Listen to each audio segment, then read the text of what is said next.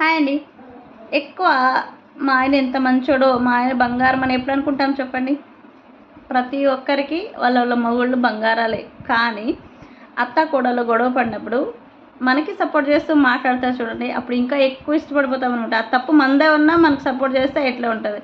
ఎప్పుడైనా తప్పు ఒప్పుకోండి, ఇలా చేశాను అలా చేశానని. కానీ ఇక్కడ ఒకటి అర్థం కాదు, గొడవలు పడేది ఆడవాళ్ళే, అలిగేది ఆడవాళ్ళే, కొట్లాడుకునేది ఆడవాళ్ళే, కంప్లైంట్స్ మాత్రం ఇంట్లో మగోళ్ళకి వెళ్తాయి అనమాట.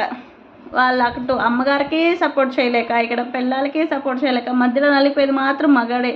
చాలా కష్టం నిజంగా. బయట పడుతూ ఇంట్లోనూ పడుతూ వాళ్ళు సుఖంగా ఎప్పుడు బ్రతుకుతారు చెప్పండి? గొడవలు వచ్చేది వీళ్ళే. చిన్న చిన్న వాటికంతా గొడవలు పడిపోతూ ఉంటాం అనమాట ఇంట్లో. అని చెప్పుకునేది మాత్రం ఎవరు ఏం చేశారని చెప్పుకోము, వాళ్ళు ఎదుటి వాళ్ళు ఏం చేశారనేసి మాత్రమే చెప్తాం. ఇది ఆడవాళ్ళు చేసేది. కానీ అప్పుడు కూడా మనకే సపోర్ట్ చేస్తారు చూడండి హస్బెండ్స్. అప్పుడు అయ్యో మా ఆయన ఎంత మంచోడో అనేసి అనిపిస్తుంది. ప్రతి ఒక్కరు ఇదే ఫీల్ అవుతారేమో.